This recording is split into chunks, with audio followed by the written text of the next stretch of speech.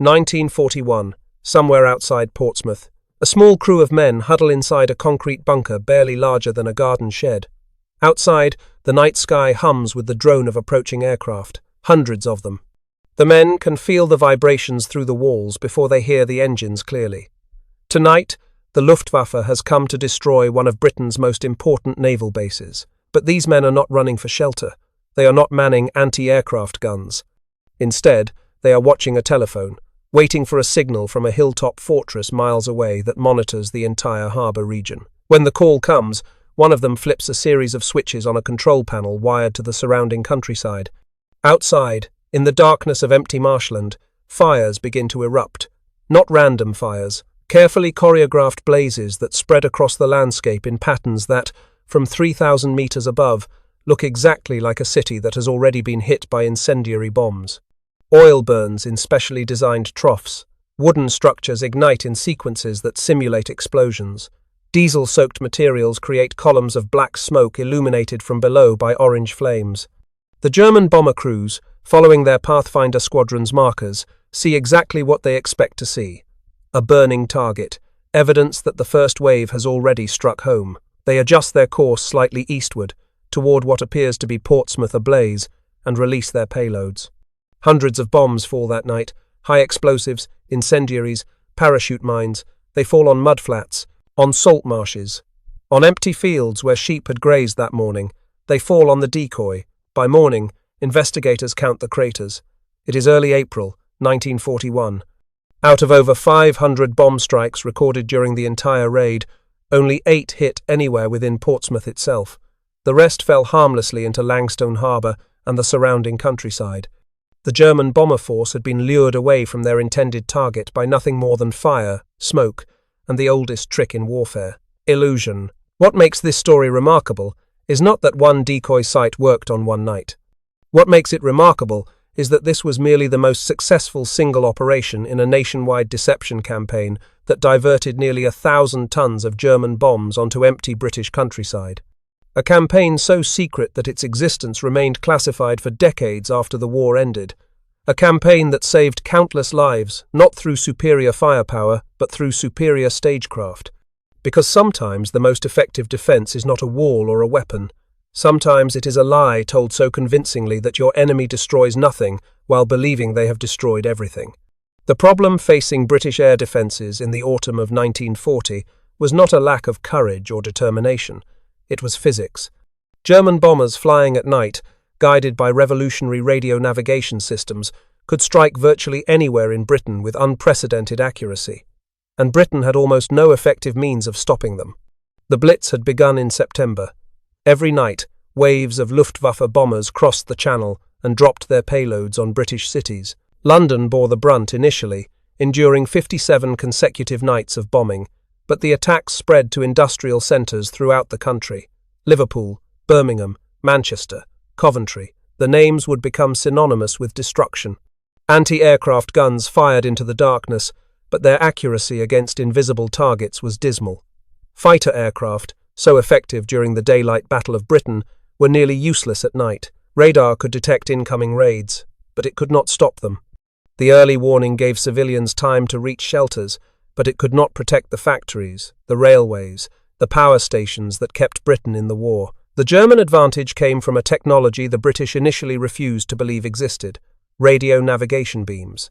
Before the war, the Luftwaffe had developed systems that allowed bombers to follow invisible electronic highways through the night sky directly to their targets. The most sophisticated of these, a system called X-Gerät, used multiple crossing beams to pinpoint locations with astonishing precision. An elite Pathfinder unit called Kampfgruppe 100, known by the codename Viking, would fly ahead of the main bomber force using these beams.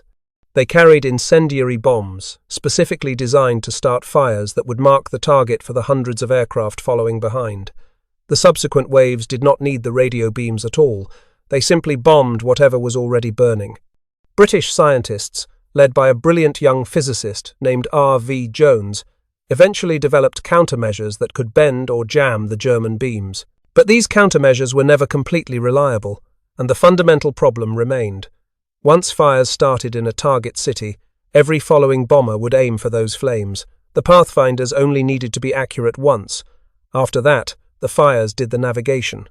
On the night of November 14th, 1940, this system achieved its most devastating result. 515 German bombers, guided by Kampfgruppe 100's incendiaries, struck the industrial city of Coventry.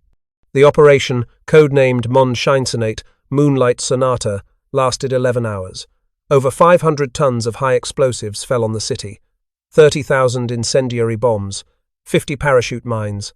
The medieval heart of Coventry was obliterated. The 14th-century Cathedral of St. Michael burned through the night, its tower silhouetted against flames visible from 100 miles away. King George VI would later visit the ruins and reportedly wept at the devastation he witnessed. 568 people perished. 863 were seriously injured. Nearly 400 more sustained lesser wounds. 2/3 of the city's buildings were damaged or destroyed. 111 factories, vital to the war effort, were hit. 33% of the city's industrial capacity was temporarily eliminated. The fire at the massive Daimler Works became one of the largest industrial fires of the entire war in Britain. Over 150 high-explosive bombs and 3,000 incendiaries turned 15 acres of factory buildings into a raging inferno. The destruction was so complete that Nazi propaganda invented a new word to describe it: Coventryet, to coventrate, to utterly destroy a city from the air. German propagandists used the term to describe what they intended to do to other British cities.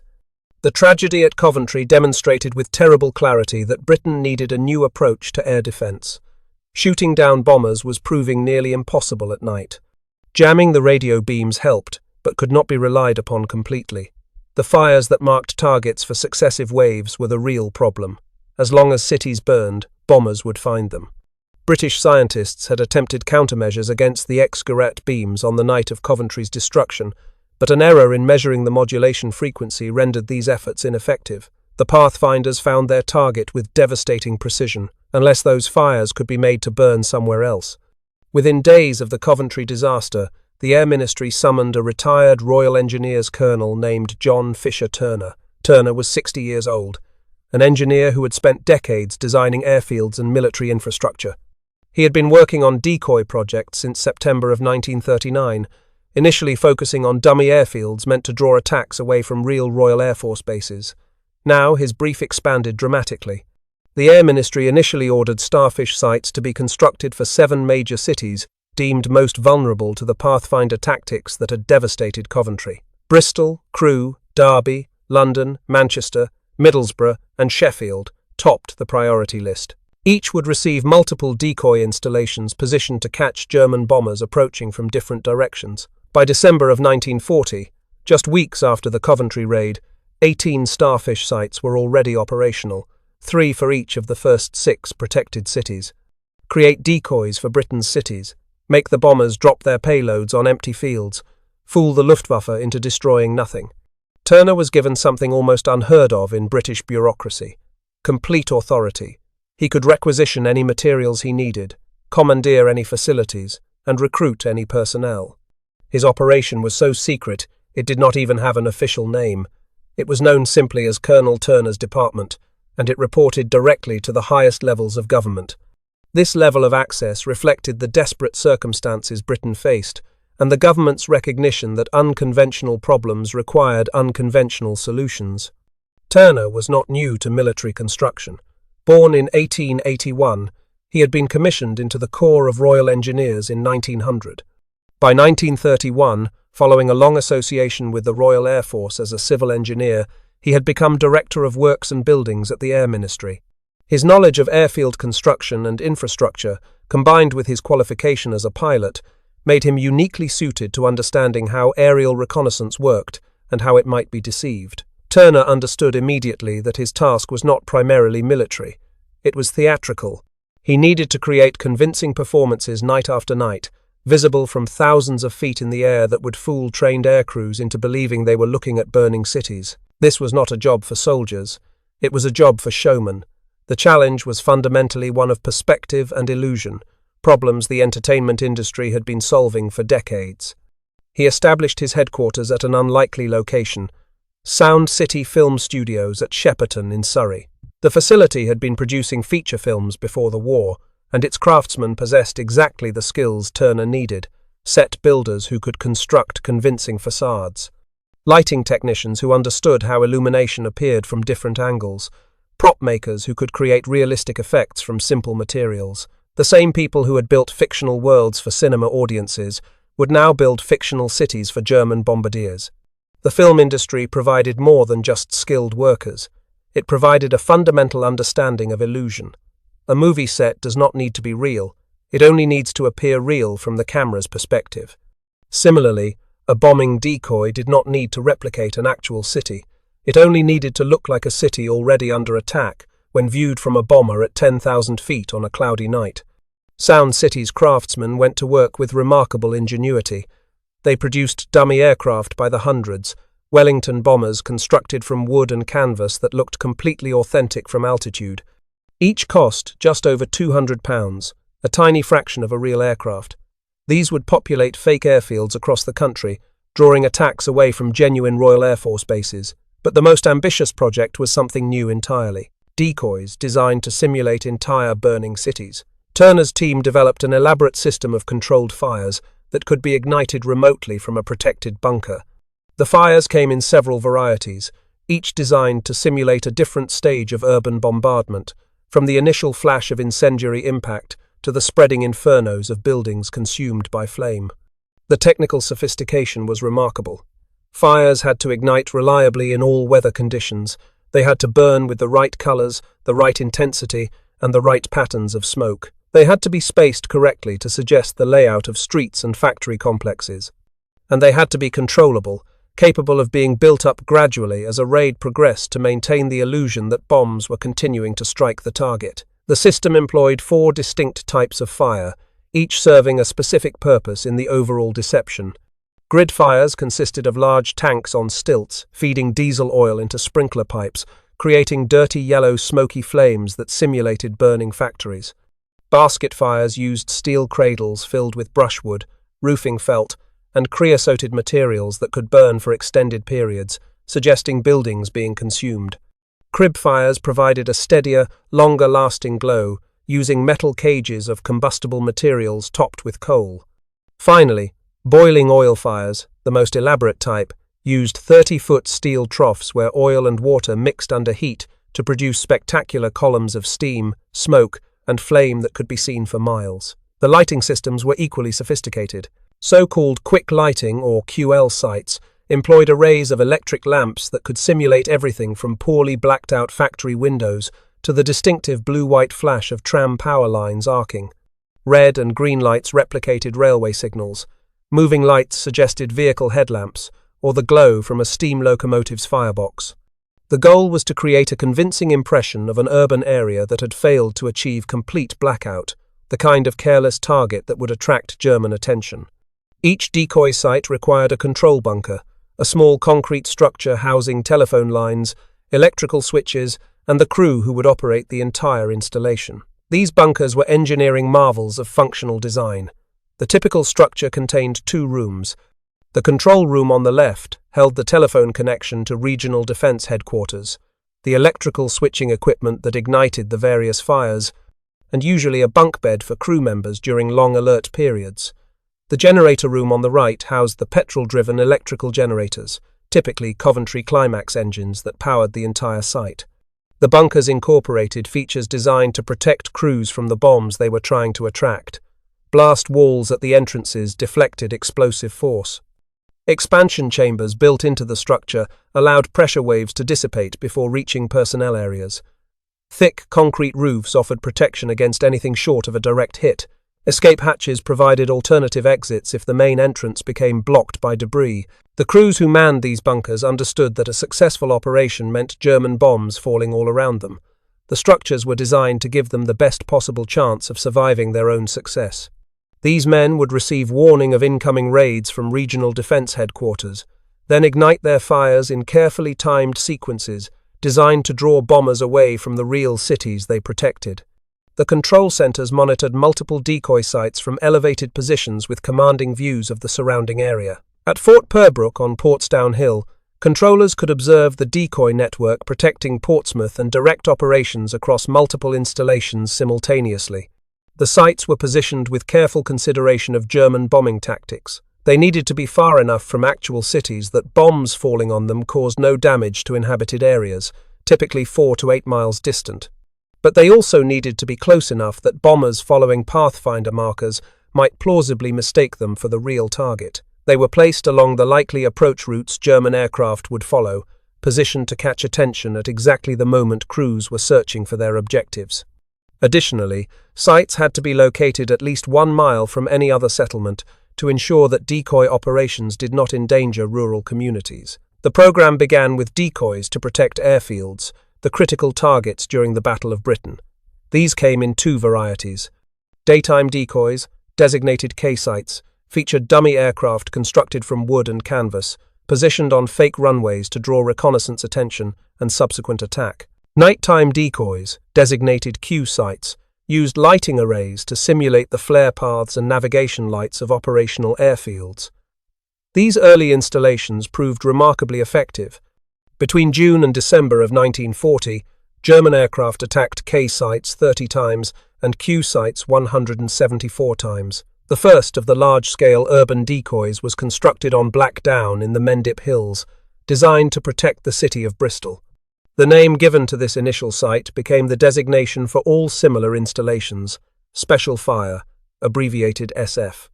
But someone at the facility nicknamed it Starfish, playing on the initials, and the name stuck. Soon, Starfish sites were under construction across Britain. Bristol was designated SF1, and the various decoy sites protecting it received letter suffixes from SF1A through SF1F, reflecting the multiple installations surrounding a single major target.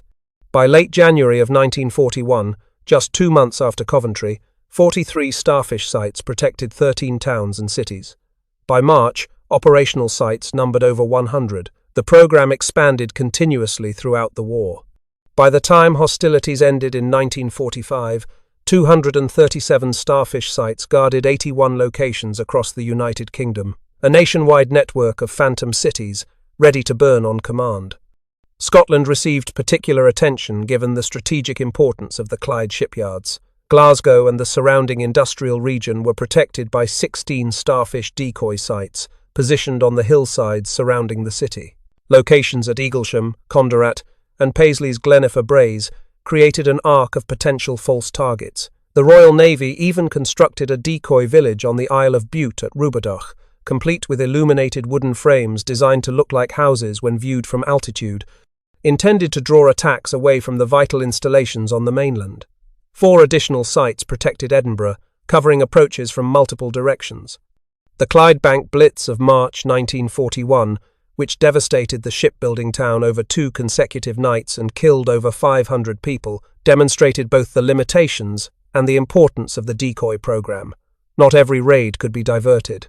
Weather conditions, timing, and the accuracy of pathfinder navigation all affected whether decoys succeeded. But without the network of phantom targets, the damage would have been far worse. The genius of the Starfish system lay not in any single technological innovation, but in a profound understanding of human psychology under stress. German bomber crews were not fools. They were trained professionals operating sophisticated aircraft equipped with advanced navigation systems. Many had considerable combat experience gained over Poland, France, and the Low Countries. How could fires burning in empty fields fool such experienced airmen?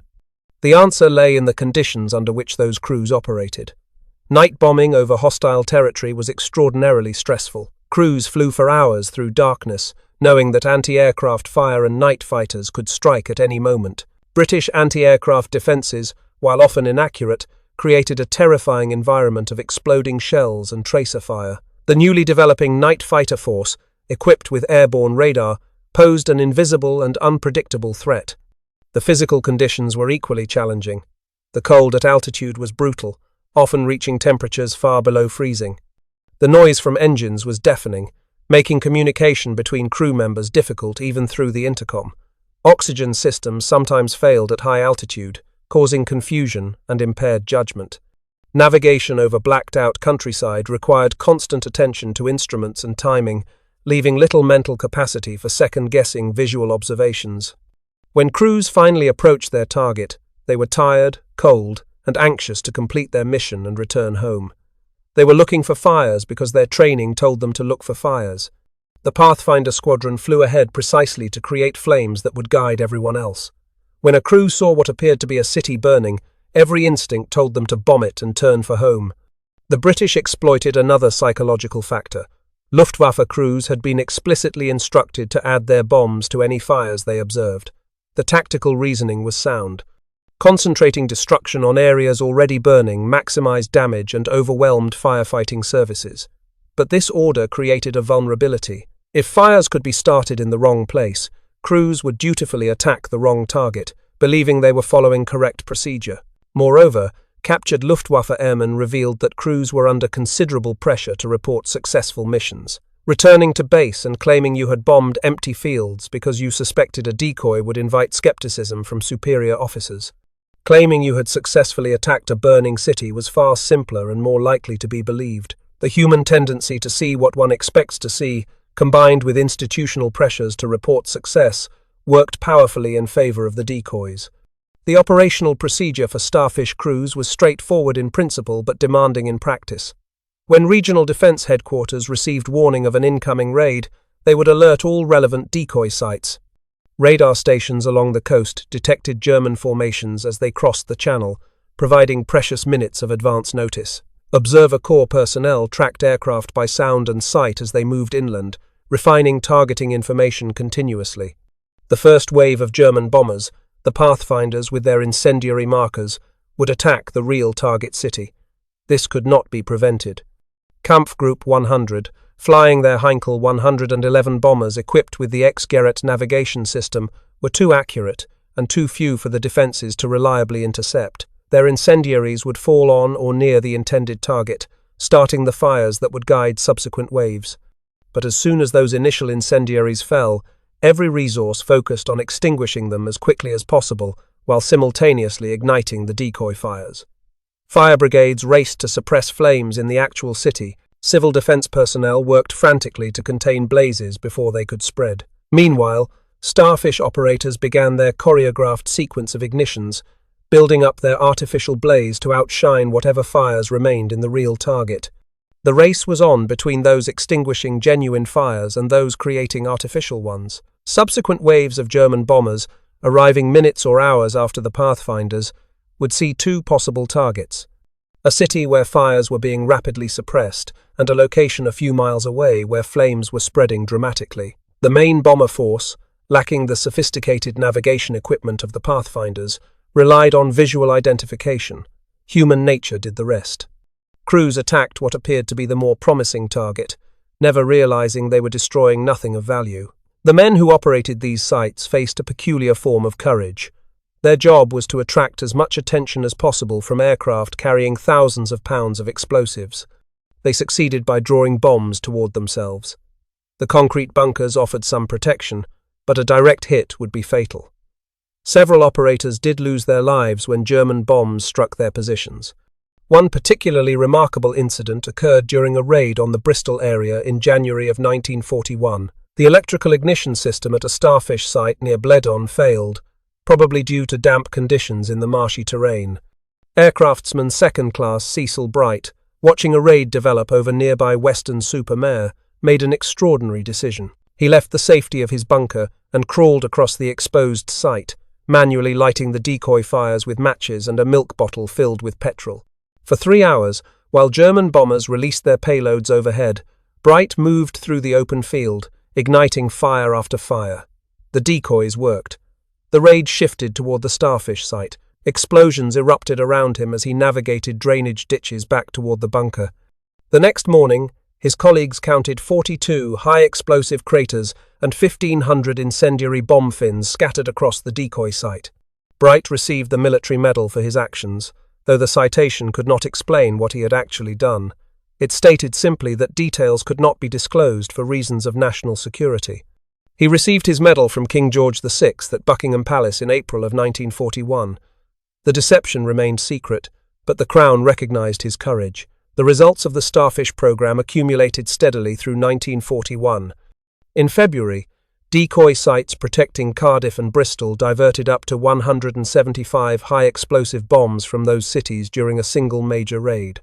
The Portsmouth operation described earlier, where over 90% of German bombs fell on the decoy rather than the city, became legendary among those who knew the secret. If you are finding this interesting, a quick subscribe helps more than you know. Now let me explain why this program represents something profound about the nature of defense. Historian Colin Dobinson, who gained access to classified records for his comprehensive study of British bombing decoys, calculated that Starfish sites diverted approximately 968 tons of German bombs onto empty countryside. By the end of 1941, Q sites protecting airfields had received 359 attacks, while the actual airfields they defended were bombed 358 times. The decoys absorbed damage roughly equal to the real targets. These numbers represent thousands of bombs that did not fall on factories, railway stations, power plants, or homes. They represent fires that did not start in populated areas. They represent casualties that never occurred. The decoy program did not win the war by itself, but it unquestionably saved lives and preserved industrial capacity at a critical period when Britain stood largely alone against Nazi Germany.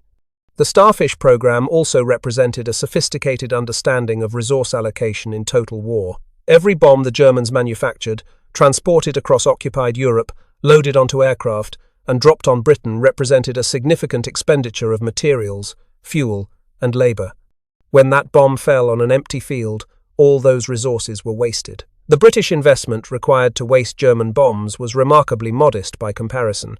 Starfish sites used simple materials, locally available fuels, and small crews. Constructing and operating an entire decoy network cost a fraction of what the Luftwaffe spent on the bombs those decoys attracted. This asymmetry favoured the defenders enormously. The program also imposed psychological costs on the German war effort that are difficult to quantify but were certainly significant. Luftwaffe crews who bombed what they believed were legitimate targets and reported successful missions were unwittingly providing false intelligence to their own high command. German assessments of damage inflicted on British industry were consequently distorted. Planners who believed cities had been crippled were surprised when those cities continued producing war materials. Over time, some German crews became aware that decoys existed, though they never fully understood their extent. This awareness created its own problems. Crews who suspected they might be attacking decoys second-guessed their targeting decisions, sometimes failing to attack genuine objectives because they feared being fooled. The mere knowledge that Britain employed deception introduced uncertainty into every mission. The Starfish program did not operate in isolation. It formed part of a comprehensive British deception strategy that employed multiple techniques simultaneously. Dummy factories protected industrial facilities. Fake airfields drew attacks from genuine Royal Air Force bases. Simulated lighting rigs, known as QL sites, replicated the patterns of urban street lighting and industrial activity visible through blackout violations. The same film industry expertise that created Starfish fires also produced remarkably convincing dummy aircraft, tanks, and artillery pieces. These would prove invaluable later in the war for operations like Fortitude, the massive deception that convinced Germany the D-Day invasion would strike at Calais rather than Normandy. The skills developed protecting British cities in 1940 and 41 would eventually help liberate Europe. The program also demonstrated the value of integrating diverse expertise toward military objectives. Engineers provided technical knowledge of fire behavior and construction. Film industry professionals contributed understanding of visual illusion and theatrical effects. Military personnel supplied operational discipline and communications infrastructure. Scientists developed radio countermeasures that worked alongside physical decoys. This interdisciplinary approach, unusual for its time, produced results that no single specialty could have achieved alone. The Starfish sites remained operational throughout the war, though their importance diminished after 1941 as the Luftwaffe redirected resources toward the Eastern Front following Germany's invasion of the Soviet Union. The Blitz ended in May of 1941, though smaller raids continued periodically. German bombers returned for sporadic attacks through 1942, 1943, and beyond, and the decoy network remained ready to respond. The Baedeker raids of 1942, targeting historic British cities in retaliation for Royal Air Force attacks on German cultural sites like Lübeck, prompted the construction of additional temporary Starfish installations. Cities like York, Bath, Exeter, and Canterbury, which had not previously warranted permanent decoy protection, received quickly constructed temporary sites to defend against these attacks on Britain's architectural heritage. These temporary installations used simpler basket fire arrangements that could be deployed rapidly. A second surge of activity came in 1944 with the Baby Blitz, Operation Steinbock, and Germany's last major bombing campaign against Britain. Though the Luftwaffe's strength had been severely depleted by years of attrition, the attacks caused significant casualties and demonstrated that the threat had not entirely passed. The decoy network, maintained throughout the intervening years, once again provided protection for British cities. When the war ended, the decoy sites were rapidly dismantled. The fires were extinguished, the equipment removed, the bunkers abandoned. Within a few years, the sites had largely returned to agricultural use. The program remained classified, its existence known only to those who had participated and to a handful of officials with appropriate clearances. Documents relating to Starfish were not declassified until 1999, more than 50 years after the war ended. Even then, the full story emerged slowly as historians gained access to previously restricted archives. Colin Dobinson's comprehensive study, published in 2000, finally provided a complete account of the program based on official records.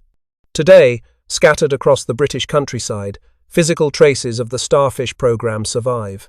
Concrete bunkers, weathered but intact, can still be found at some locations. At Farlington Marshes near Portsmouth, the control bunker for one of the most successful operations of the entire war remains standing, a modest memorial to an extraordinary deception. Similar structures survive at locations throughout England and Scotland, their significance known only to local historians and enthusiasts. Archaeological surveys have examined several former Starfish sites, documenting the layout of fire positions, the construction of control bunkers, and the patterns of firebreak trenches that contained the artificial blazes. These studies have confirmed the sophistication of the installations and provided physical evidence of their wartime operation. In 2025, researchers from Keele University and Goldsmiths, University of London, published the first detailed archaeological examination of preserved Starfish bunkers in North Staffordshire. Their study documented the remarkable state of preservation at sites built to protect the industrial facilities around Stoke-on-Trent. They found intact blast walls, evidence of blackout curtains, ceramic pipework, ventilation tunnels, and even wartime bricks stamped with manufacturer marks and victory symbols. The researchers noted something poignant about their findings. These bunkers were designed to protect crews who were deliberately trying to attract deadly bombs toward themselves.